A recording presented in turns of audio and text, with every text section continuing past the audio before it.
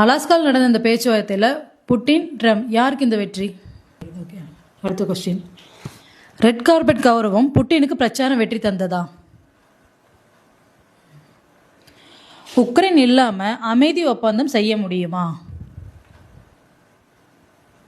இந்த சந்திப்பு அமெரிக்காவோட நம்பிக்கையான ஐரோப்பிய கூட்டாளியிடம் குறைத்ததா?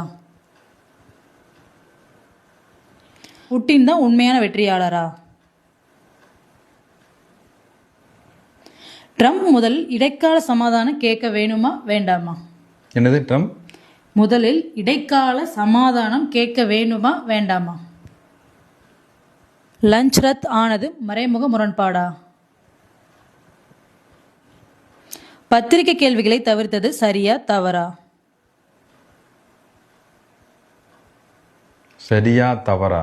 சரியான்னு தாங்க கேட்டிருக்காங்க. நான் தான் எக்ஸ்ட்ரா இது பத்திரிக்கையால பத்திரிகை கேள்விகளை தவிர்த்தது சரியா தவறா? இந்த சந்திப்பு உலக அரசியலின் சக்தியை மாற்றும் தருணமா?